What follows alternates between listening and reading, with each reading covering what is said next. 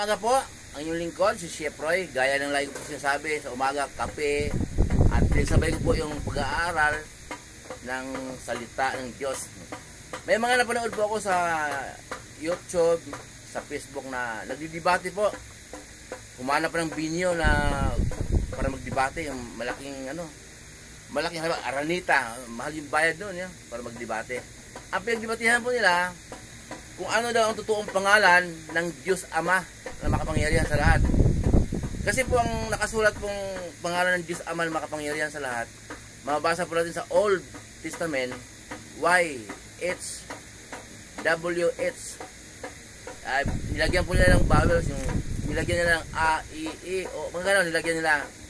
Kaya kasi YHWH, walang partner, kaya mahirap bigkasin daw. Kaya ang ginawa ng iba, Yahweh. Yun, nilagyan po ng vowels. Iba po naman, nakipagdebate. Ang pangalan ni Jehovah. Ayun po. Pero ganito po yun. Turo ni Moises at turo ng Panginoon Jesus, magkaiba po. Kaya nga po, pinadala ng Diyos ang kaisa-isang anak upang kung sino man ang sumasampalataya hindi mapahamak kundi magkaroon ng buhay na walang hanggan. Mabasa po yan sa John 3:16. So ngayon po, Kristiyano tayo. Turo ni Jesus ang ating pakinggan dahil yun po ang nais ng Diyos na makapangyarihan sa lahat. Pero hindi po ito imbento ni Chef Roy. Pakinggan po ninyo, mayroon akong babasahin para sa inyo. Madalas ko pong binanggit ito. Madalas ko po itong binabanggit pagka nagpo-post ako.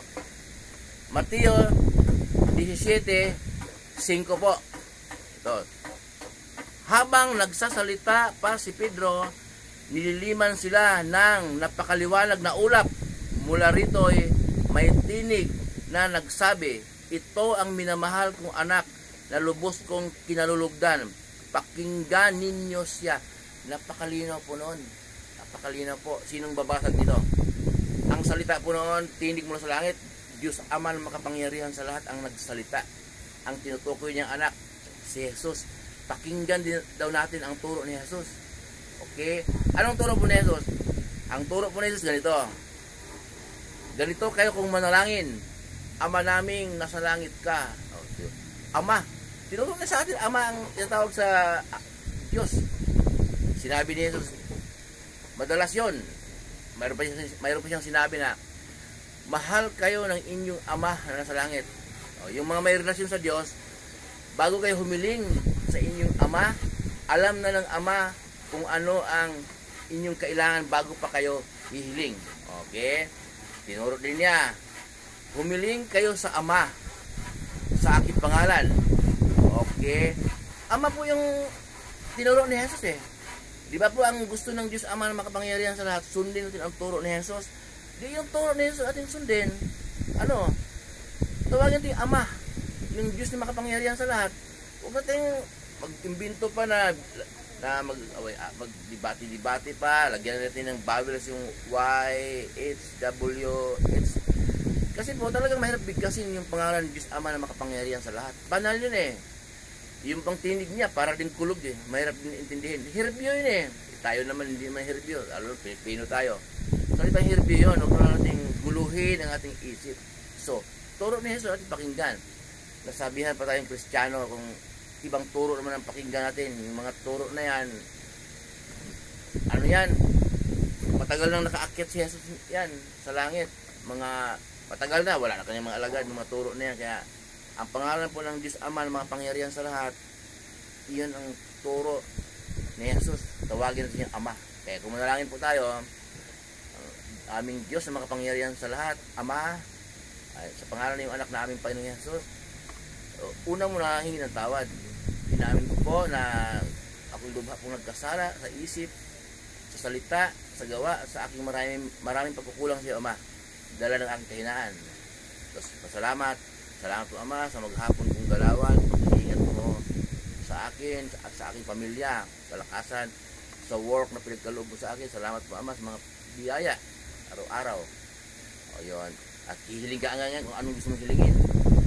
Pagkatapos mong humiling, ito po ang aking samot dalangin. Pinupuri kita, Ama, at pinapasalamatan sa matamis na pangalan lamang ng iyong anak na aming Panginoon Jesus. at siya lamang nag-iisa kong tagapagligtas. Nais ko po maging ilaw siya ng aking buhay sa araw at gabi. Amen, amen. Mas turo ni Jesus eh. Humiling kayo sa Ama sa aking pangalan. Kaya ito po ang kahilingan naman sa pangalan ng anak na aming Panginoon Jesus. Inamin mo Kristiyano ka pero ibang turo ang sinusunod mo. Ganun po yun. Wala natin pagdidebatihan. Yung Diyos na makapangyarihan sa lahat. Tawagin si Ama. O, yung iba naman sa mga tahanan, narinig ko si Jesus, tinuruan yung mga anak niya. Papa Jesus, pagalingin mo ang aking sakit. Si Jesus po, Panginoon. Tinuro ni Jesus na ang tawagin ni Ama, yung Diyos na makapangyarihan sa lahat. Kaya ang ating mga anak sa ating tahanan, no? Turuan natin na tawagin si Jesus na Panginoon. Panginoong Jesus. Yung Ama, iba yun. Yung Diyos yun na makapangyarihan sa lahat na nasa langit. Yun. Si Jesus nga, tinuro niya sa atin na tawagin Ama. Tapos sa tahanan naman natin, tinuro naman natin sa mga anak natin na si Jesus tawagin Papa Jesus.